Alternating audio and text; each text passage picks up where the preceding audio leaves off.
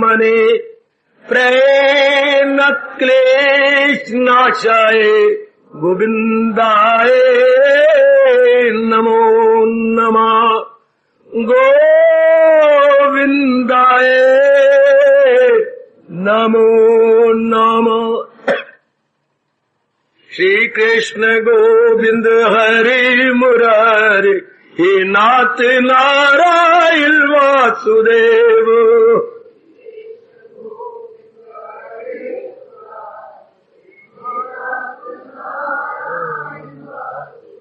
आओ आओ मिलके बोलेंगे नाथ नारायण वासुदेव।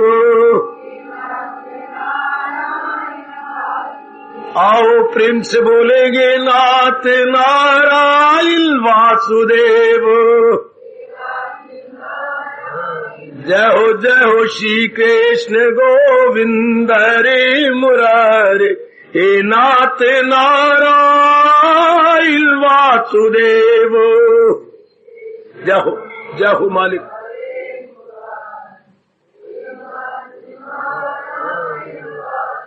श्री कृष्ण गोविंद हरे मुरारे हे नाथ नारायण वासुदेव।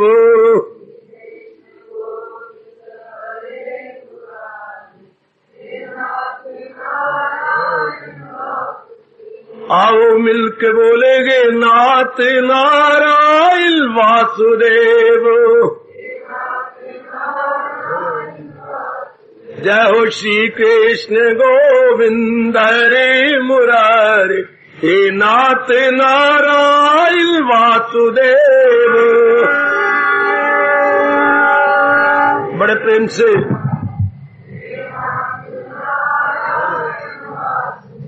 आओ मिलके बोलेंगे नाथ नारायण वासुदेव।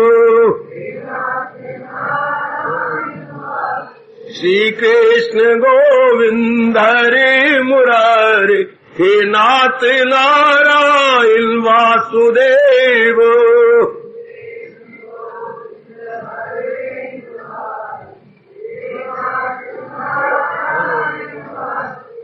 आओ आओ प्रेम से बोलेंगे नाथ नारायण वासुदेव। जय हो श्री कृष्ण गोविंद हरे मुरारे हे नाथ नारायण वासुदेव।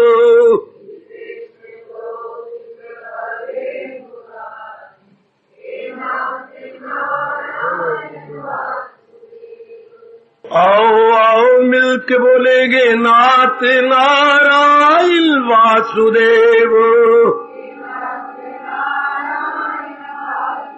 आओ प्रेम से बोलेंगे नाथ नारायण वासुदेव। जय हो श्री कृष्ण गोविंद हरे मुरारे हे नाथ नारायण वासुदेव। जय हो मालिक।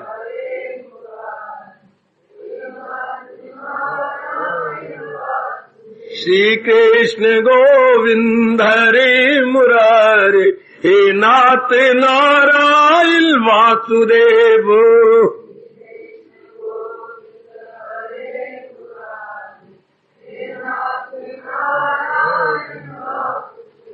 आओ मिलके बोलेंगे नाथ नारायण वासुदेव। जय हो श्री कृष्ण गोविंद हरे मुरारे हे नाथ नारायण वासुदेव। बड़े प्रेम से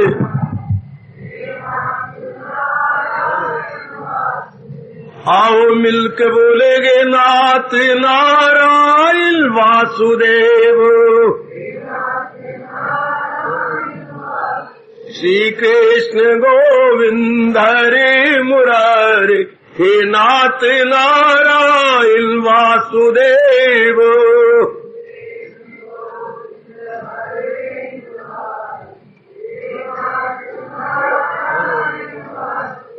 आओ आओ प्रेम से बोलेंगे नाथ नारायण वासुदेव। जय हो श्री कृष्ण गोविंद, श्री कृष्ण गोविंद हरि मुरारे, हे नाथ नारायण वासुदेव।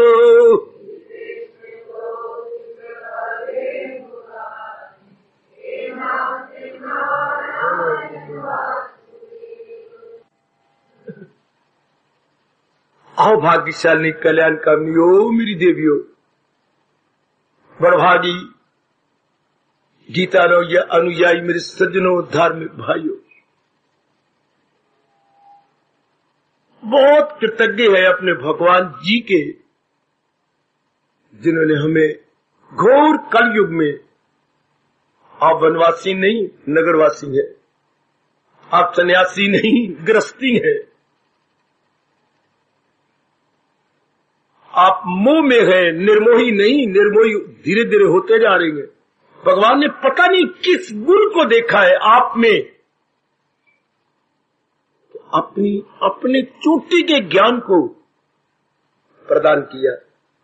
फिर चूंकि गीता जी का ज्ञान बहुत कठिन है,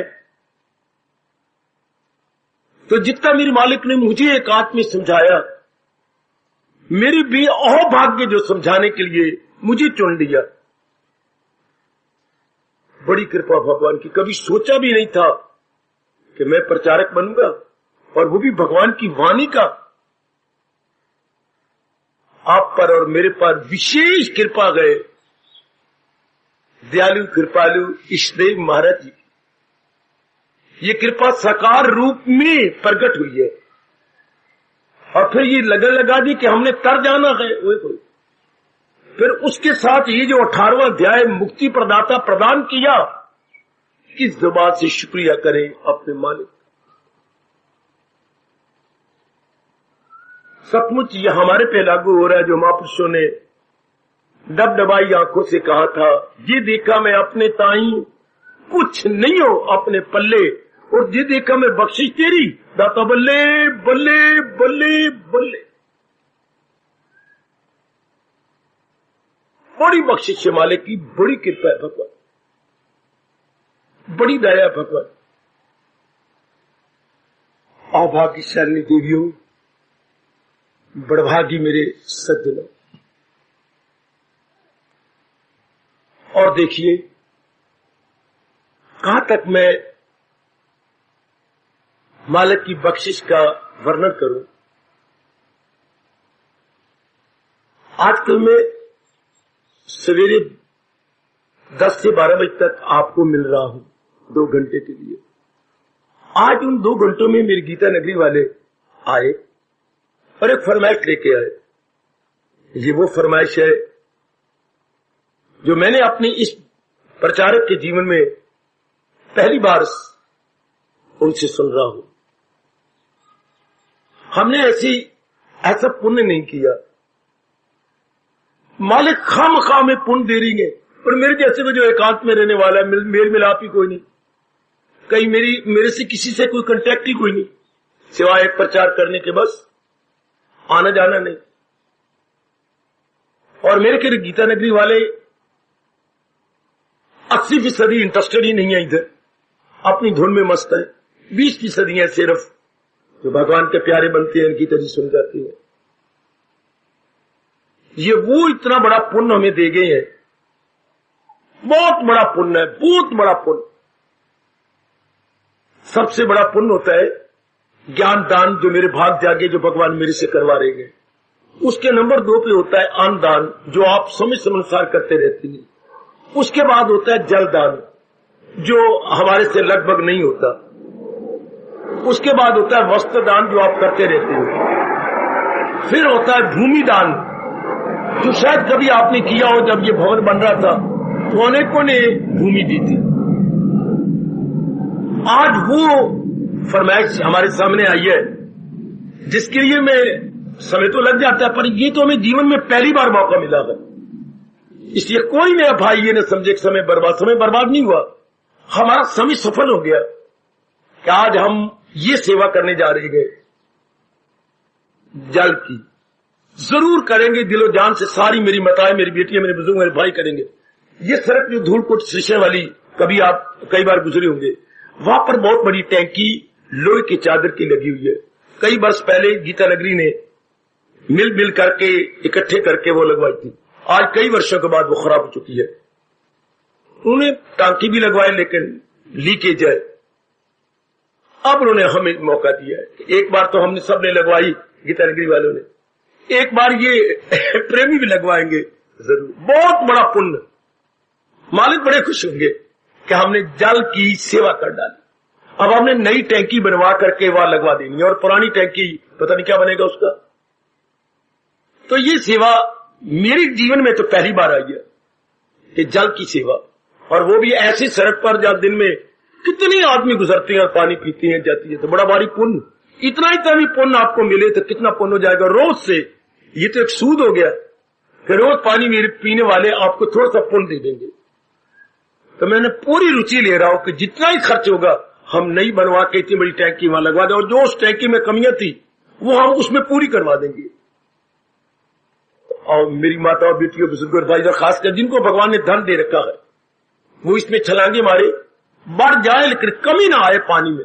ये इतनी बड़ी टैंकी हमने लोहे के टीन की बनवानी है, तो कोई बात नहीं, जने जने की लकड़ी और एक जने का बोझ। और ये पुण्य हम जरूर बटोरेंगे जलपान की, जल की जरूर। मैं भगवान से प्रार्थना करके आया हूं कि बढ़ जाए, कमी ना हो उसमें। जिनको भगवान ने धन काफी दे रखा है, मारो छलांगी और ये पुण्य अपनी जेब में नहीं, अंताकरण में इकट्ठी कर लो। वक्त लगेगा लेकिन कोई महसूस न करना। पहले भी हम पुण्य बटोरने आए हैं, वो ज्ञान का पुण्य था, ये जल का पुण्य हो गया जो पहली बार हम भवन की ओर से कर रहे हैं। बढ़ चढ़ के इस जल दान में या जलपान में सेवा कीजिए और अपने धन को कमी, पहली बार मैं आपको कह रहा हूं क्या, और जल की। और बाकी भाइयों से मैं कहूंगा जिनको मेरे मालिक ने काफी दे रखा है, इतनी छलांग मारो कि बढ़ जाए, कमी ना आए। और मेरे बच्चे, चाहे हमें एक ढेला दी भी देंगे लेकिन जल में हम जरूर हिस्सा लेंगे। भगवान आपका कल्याण करे और प्रभु से प्रार्थना है कि बढ़ जाए, घटे नहीं, मुझे दोबारा किसी को न कहना पड़े। हार्दिक धन्यवाद। काका ये जरा गिनते जाओ, मेरे बेटे दोनों भाई गिन लो, गिनने में बेटे आ जाओ। जितने मन को एकाग्र और जिस विशेष कार्य के लिए हम यहाँ आए हैं उसे हम पूरा होते हुए देखें। प्रसंग चला हुआ है मुक्ति का।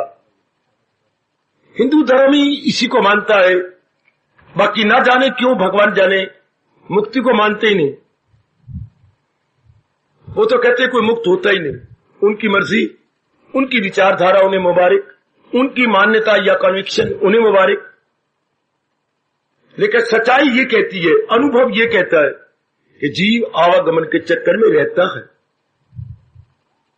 तो अब जब ये बात है और हमने बड़ी एकाग्रता पूर्वक अपने इष्टदेव महाराज जी से पिछले अध्यायों में खूब सुना, सकाम रूप में सुना और निर्गुण निराकार रूप में सुना, सगुण साकार रूप में सुना, द्वैत रूप में सुना, अद्वैत रूप में सुना। अब उसका निचोड़, मेरे बुजुर्गों, मेरे भाइयों, माताओं, मेरी बेटियों, आप भगवान जी उसके लुबे लुबाब उसको इन शॉर्ट बता रहे गए। मेरे प्रभु मुझे जरूर शक्ति बख्शेंगे, मैं आपको विस्तार पूर्वक समझा सकूंगा। और आपके मन में उठ रहे वलवले किस रूप में, शंकाओं रूप में दूर करने की चेष्टा की जा रही है और की जाएगी। पहले मैं आपको बता चुका हूं और अब सारे के सारे गंभीरता पूर्वक जरा इस बात की गहराई में उतर जाना। किसने मुक्त होना है? ना तो शरीर ने मुक्त होना है, जलेगा पांच तत्व में समा जाएंगे, बिल्कुल स्पष्ट है, आप देख रहे हैं। अगर कोई कहे ये पांच तत्वों से कैसे बना है, जो चीज जिससे बनी होती है उसको वही चीज चाहिए। क्या पांच तत्व खा के जिंदा है कि नहीं? क्या इसको पवन नहीं चाहिए? क्यों नहीं? क्या इसको सूर्य की गर्माइश नहीं चाहिए? जिंदा ही नहीं रहते शरीर। क्या इसको जल का तत्व नहीं चाहिए? धरती की उपज नहीं चाहिए? क्यों नहीं चाहिए? एक भी तत्व ना मिले मेरे देवियों, मेरे सजो, तो इसका रहना, इसका मेंटेन करना हमारे लिए असंभव हो जाएगा। बिल्कुल। हिंदू घराने में पैदा हुए और हिंदू धर्म से बहुत प्यार करने वाले और हिंदू धर्म के आधार पर ही, वैदिक धर्म के आधार पर, गीता धर्म के आधार पर ही अपना कल्याण चाहने वाले मेरी देवियों, अहो भाग्य आपके कि आप जिस घराने में पैदा हुए हैं उसी घराने के धर्म के अनुसार आप अपने कल्याण करना चाहते हैं और करते जा रहे हैं। और शुक्र है मेरे मालिक का कि हमें अपने धर्म के बारे में विस्तार पूर्वक बताया जा रहा है, समझ आ रही है, हमारी शंकों का समाधान होता जा रहा है और हम लोग जमते जा रहे हैं अपने धर्म में लाइक सीमेंट। परमात्मा करे और भी जम जाए। ऐसा पानी भी आपकी फ्रिज में क्या जमेगा फ्रीजर में, जैसे कि आपका मन जमता जा रहा है भगवान की अनमोल उपदेश में। भगवान का अनमोल उपदेश ही याद रखिए हमारा हिंदू धर्म है। भगवान का अनमोल उपदेश हमारा हिंदू धर्म, हमारा अनुपम धर्म, हमारा अत्यंत कल्याणकारी एवं क्या सुखदायी और मधुर धर्म। और भी सुखदायी हो जाता है जब हम इसे अपनाने में लग जाते हैं। याद रखना, और भी बहुत अच्छा बन जाते हैं मेरे बेटे। याद रखना मेरी इस बात को, क्योंकि मेरे अनुभव में आया है जितना हम अपने धर्म को अपनाई जाती है, हाँ उतना ज्यादा मजेदार बन जाता है, उतना ज्यादा बहुत अच्छा जब बन जाता है। जैसे कि माँ जी ने व्यंजन बनाए, मैंने भोजन तैयार किया और जैसे हम खाते जाएंगे एक एक गिलास में मजा आता जाएगा, क्योंकि माँ ने बड़ी श्रद्धा, बड़े प्रेम और बड़े क्या क्या क्या क्या क्या क्या बड़ी कुर्बानी से बनाया है, बड़े स्नेह से भोजन तैयार किया अपने बच्चों के लिए, इसलिए उसमें बड़ा मजा होता है। इसलिए भगवान जी ने हमारे कल्याण के लिए ही हमें ये दिया है, कल्याण के लिए। वो मैं कुर्बान हूं, मैं कुर्बान।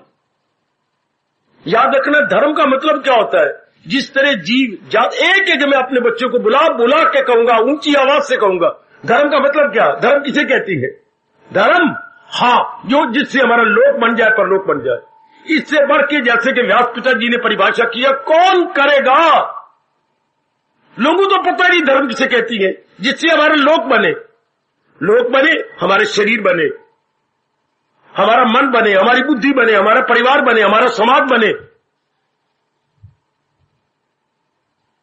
हमारा परमार्थ बने, हम भगवान के योग्य बन जाएं। ये कौन सिखाता है, बताता है धर्म। आजकल नलायकों ने, मूर्खों ने और नरक में जाने वाले कीड़ों ने धर्म का अनर्थ कर दिया अपने स्वार्थ के कारण से। धर्म स्थानों को बदनाम करके रख दिया, कहां देनेदार बनेंगे। स्वार्थी मिल गए धर्म स्थानों, उसको हम धर्म स्थान भी नहीं कह सकते जहां स्वार्थी बैठे हुए हो, पेट पालू बैठे हुए हो, गृहस्थी के चलाने के लिए धर्म कमा रहे हो। परमात्मा की कसम ये दुकानदारियां बन के रह गई है। धर्म दुकानदारी नहीं थी, धर्म एक त्याग का स्वरूप था, धर्म एक ठोस कल्याण का साकार रूप था। और हमें बड़ा गौरव है कि ये स्थान गीता के कारण से हमारी इस मांग को जो परंपरा से चलती आ रही है पूरी कर रहा है, जिससे हमारा लोक बन जाए, हमारा परलोक बन जाए, उसे धर्म कहती है।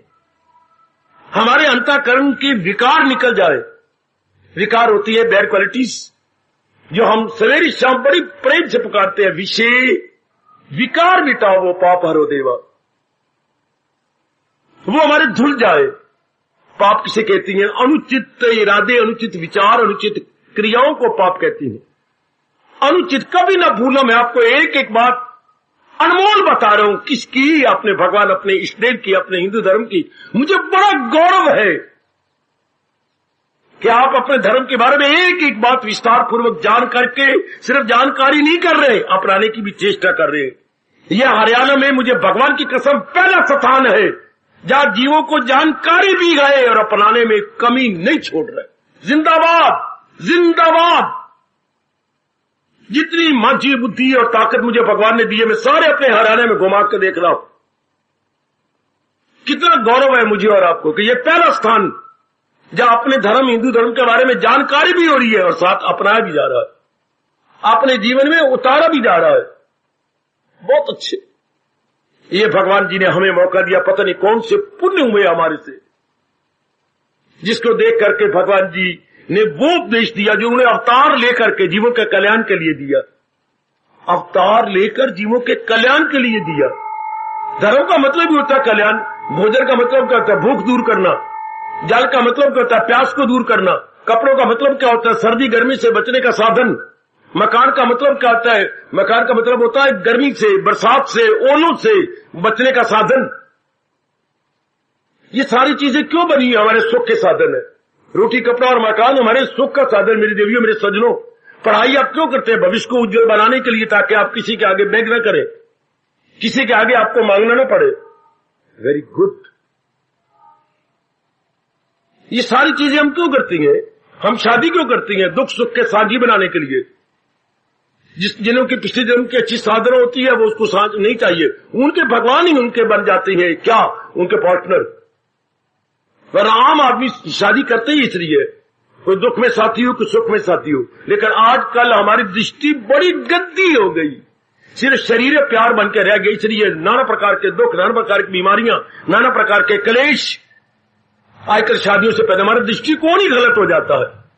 मतलब शादी का मतलब ही था दो पार बनने, दाया और बाया पर, श्रीमान श्रीमती, और पार मार के लोग का फर्ज पूरा करके परलोक की तरफ ध्यान देना। आज केवल कंचन में, कामनी में, कीर्ति में हमारा ध्यान रह गया, जिससे क्या आदि व्याधि उपाधि जोरों से बढ़ते जा रहे, जिसको आप बेवकूफी से अंग्रेजों के शब्द बोले लगे टेंशन।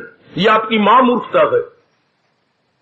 ये टेंशन नहीं, ये आदि व्याधि और उपाधि शब्द कहना चाहिए। शारीरिक, मानसिक और पारिवारिक क्लेश, दुविधाएं, रसाकशी क्यों हुई? क्योंकि हमने, हमारी जो मेल मिलाप है वो बड़ा गंदा है, बहुत ही खराब है। ये होना चाहिए था धर्म के आधार पर। और फिर मैं धर्म के लिए कहूंगा, जो लोक परलोक बनाए उसे धर्म कहती है। लोक के सारे फराइज पूरे कर दे और परलोक अर्थात भगवान जी के योग्य बना दे, उसे धर्म कहती है। धर्म अटल नियमों का नाम है जो भगवान जी ने प्रकट किए। आज नालायक आदमी, मूर्ख आदमी, नरक में जाने वाले नरक के कीड़े धर्म की परिभाषा भी ऐसी गंदी कर रहे गए, सचमुच कहां देनेदार बनेंगे ये? भगवान इनको कभी नहीं छोड़ेगा। कईयों को गलत फहमी में डाल दिया इन्होंने, और जो दुनिया वाले गए, जो गृहस्थी है, वो ऐसा पत्नी क्या समझती है, उन पर, मूर्खों पर विश्वास कर लेती है कि ये जो धर्म की परिभाषा दे रहे हैं गलत, बिल्कुल गलत, को समझ ही कोई नहीं गलत क्या।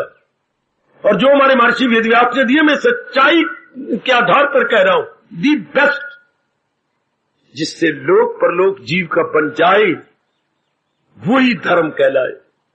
भगवान जी ने इसीलिए प्रकट किया। वो देखिए, कहते हैं मैं क्यों अवतार लेता हूं? बलों को आप जैसे बुरों से बचाता हूं मैं।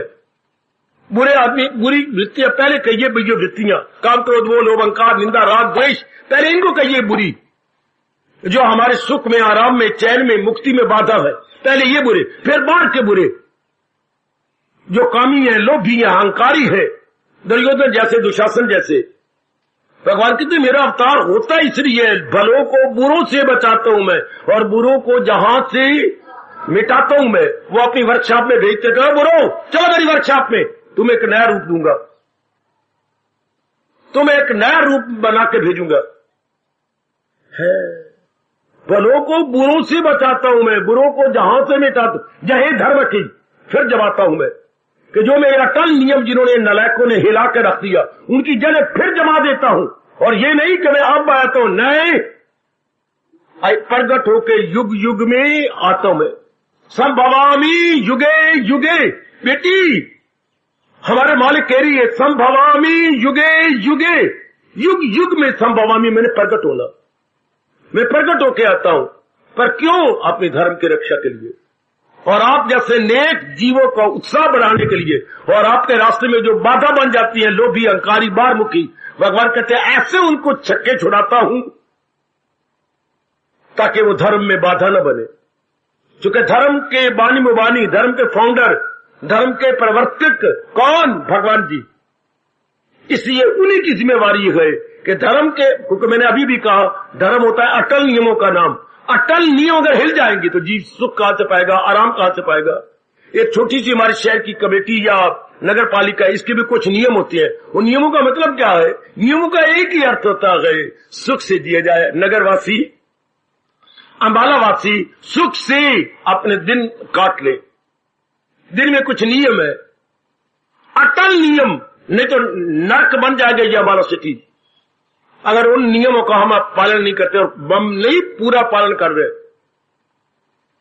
नगर पालिका का मतलब क्या होता है मेरे बच्ची? नगर का पालन करने वाले, नगर के सुंदर रखना, नालियां बनाना, सड़कें साफ करना और कई बाधाएं हैं उनको दूर करना, ताकि वहां रहने वाले जो समाला सिटी के एक प्रिमिसेस में है उनका रहना सहना, चलना फिरना, व्यवहार करना आसान हो जाए। फिर ये मेंबर बनते हैं ये नालायक आदमी, ये अपनी इज्जत का रख लेते हैं, वरना मेंबरों का मतलब आपके क्या वफादार नौकर। पर ये तो समझते मोतबर रानी खां के साले हम बन गए। बहुत गलत अर्थ लगाया इन्होंने, बड़े गलत, इज्जत का ले लिया, प्रेस्टीज को ले लिया। और मेंबर का मतलब ही है उस मोहल्ले का एक मेंबर, उस मोहल्ले की सेवा करने वाला, उस मोहल्ले की जरूरियात जिंदगी या उनकी अधूरी मांगों को पूरा करवाने में मदद देने वाला। आज वो अर्थ ही छूट गया, बिल्कुल आज चारों ओर अर्थ का अनर्थ होता जा रहा है। ये सारे नियम, और भगवान ने जो नियम बनाए हैं कितने सुख के लिए है, कितने आराम के लिए है। जरा मैं आपसे पूछता हूं, भगवान ने सबसे बड़ा नियम सुख के लिए कौन सा प्रकट किया? सबसे बड़ा नियम हमारे लोक परलोक में सुखकारी सिद्ध हो जाए, वो क्या है? हिंदुओं का सबसे पहला, the very first inevitable divine law, very beneficial divine law, वो कौन सा है जो महाराज ने सबसे पहले निकाला? मेरे फकीर चंद थोड़ा सा और मुड़ो। सबसे पहला अटल नियम जिससे लोक परलोक बन जाता है और हमें बड़ा सुख मिलता है यहां भी वहां भी। ओम तत्सत मां दे लाडले पुत्र। बस अब चुप कर जाओ, मुझे खुश करो, मुझे नाराज न करो। काका विवेक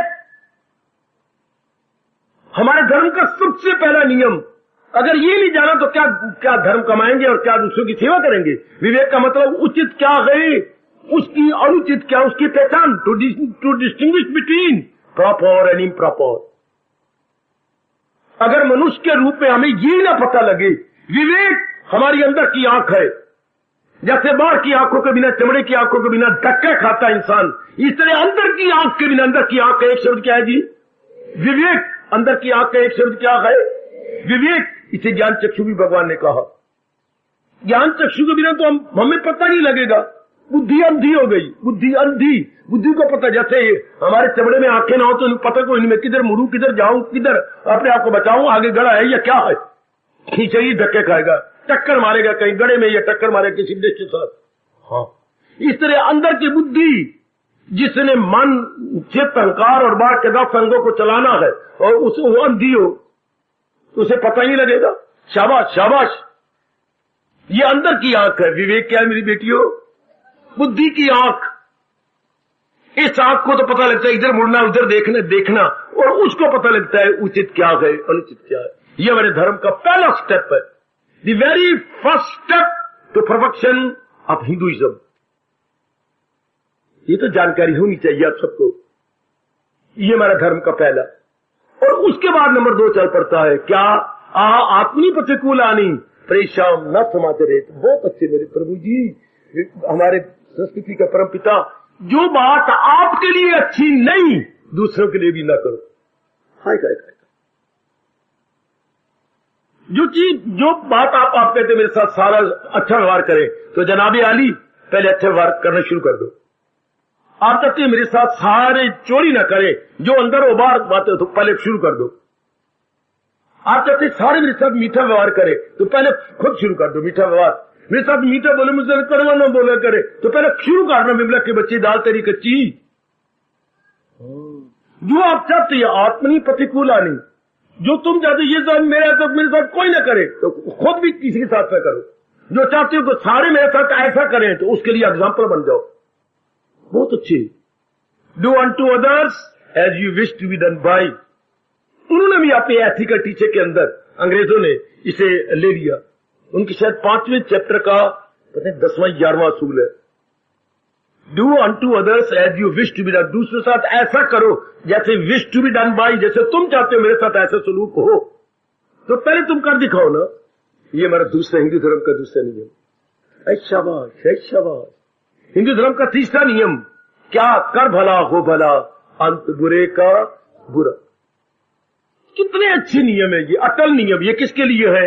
हम भी सुख पाए और जिनके साथ हमारा संपर्क हो वो भी सुख पाए। आज ऐसा गंदी हवाएं और फिजाएं चल पड़ी, इंसान ये सोचने लग गया हम सुख पाए, मेरा बात पूरी हो जाए, 10 का नुकसान होता होने दो। वो नालायक इंसान, अगर 10 का नुकसान होगा तो रिएक्शन रूप में, प्रतिक्रिया रूप में उसका तेरा भी तो नुकसान होगा। इतनी बुद्धि पर मोटे पर्दे पड़ गए। आज की नारी ये चाहती है मेरा लड़का स्कूल में दाखिल हो जाए, मेरे लड़के को नौकरी मिल जाए, हालांकि उसकी हाइट सेकंड डिवीजन है और जो फर्स्ट क्लास है मेरिट में है वो बेचारे धक्के खाते रहते, मुंह जो है बाएं देखते रह जाते हैं। हाय, गांधी ने ये बहुत पाप किया मेरे भारत में। मैं 1000 बार कह के जाऊंगा कि जो बड़े चोटी की बुद्धि में उनको फेंक दिया एक जातीय कारण से। बहुत बड़ा गुनाह ये, मेरे से पूछो, मैं अपने मालिक के बहुत नजदीक हूं। अगर गांधी से बहुत बड़ा जुल्म पाप अपने देशवासियों के साथ अन्याय हुआ है तो ये कि तुम शेड्यूल कास्ट के हो सबसे पहले आओ, नहीं होना चाहिए। तुम मेरिट में हो तो पहले आओ। तो बुद्धि तुम्हारी शानदार है तो you must be selected number 1। अपने देश के अंदर एक जाति को लेकर के गांधी, ये भगवान तुझे क्षमा नहीं करेंगे। मेरे देशवासियों की बद्दुआएं तुझे लग रही है गांधी, मैं बिल्कुल सच्चाई से कह रहा हूं। हर एक आदमी को आना चाहिए अपने मेरिट से, अपनी लियाकत से, अपनी बुद्धि से आ जा, अपनी दानाई से आ जा, अपनी इंटेलिजेंस से आ जाना। मेरे 80% नंबर है और उसके सिर्फ 36% नंबर है, तो उसको वो सीट मिल रही है जो सबसे पहले मुझे मिलनी चाहिए। और मेरा जो मेरिट में आना सब मिट्टी खाते और खूह खाते जा रहा है। मैं बड़ी शुभ भावना दे रहा हूं और ये नियम जल्दी टूटेगा।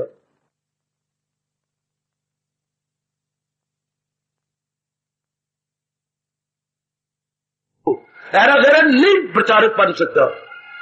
जिनको मेरे मालिक ने विशेष शक्ति दी होगी और आप एक खड़ा कर दे, यहां से उठाकर बच्चे प्रचार कर, नहीं हो सकेगा। देश की सेवा करने वाले थोड़े व्यक्ति होने चाहिए थे। लो ये तो मैं मेरी शेड्यूल कास्ट है इसलिए आई फिट पर गलत, तो आइएगा ना, देश के नियमों को मेरे जैसे से समझ लो और अपने जीवन में डाल लो, अपने जीवन में अपना लो मेरे बच्चे। अब हम लोग क्या है, महाराज जी के बनाए हुए नियमों की जानकारी करके अपने लोक परलोक को बनाई जा रहे हैं, लोक परलोक के काबिल हुए जा रहे हैं। ये जरा ध्यान देना, हम उसके काबिल हम करके यहां आकर क्या करते हैं, सुधार करते हैं। सुधार का मतलब जो हमारी तरक्की में बाधाएं हैं उन्हें दूर करना और जो तरक्की में हमारी सहायता करने वाले हैं उन गुणों को लेना। याद रखिए, यही हम यहां करने आती हैं। हमारे उन्नति करने में, हमारे सुधार में, हमारे उड़ जाने में, अग्रसर हो जाने में जो बाधाएं हैं उनको दूर करो और जो उसमें सहायक है उनको अपना लो। बस इसी को सत्संग कहती है। जो बाधा है उनको दूर करना ये कुसंग है और जो सहायक है उनको अपनाना ये सत्संग है। सब चीजें क्या होती हैं जो सदा रहे। कुसंग क्या होता है जो थोड़े दिन रहे और आगे ना निभ सके, आगे ना चल सके, उसे कुसंग बोलती हैं। समझी मेरी बेटी, उसे बैड क्वालिटीज बोलती हैं। तो ऐसे धार्मिक स्थानों पर आकर महाराज जी की चोटी की वाणी सुनकर होता क्या है, अंतःकरण निर्मल, विमल, स्वच्छ। जो अनवांटेड बैड क्वालिटीज थी मेरे सजनों, मेरी देवियों, यानी अवांछनीय तत्व जो हमारे अंदर थे, वो हम निकालते हैं भगवान के ज्ञान से, हाँ, भगवान के विवेक से, भगवान के वैराग से।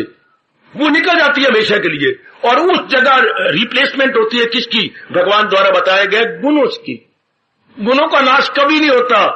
अब गुण कभी मिटते नहीं। और सुनो मेरे बच्चों, में आपको प्यार करूं, आपका मस्तक चूम लूं, गुण कभी मिटते नहीं, अब गुण कभी टिकते नहीं।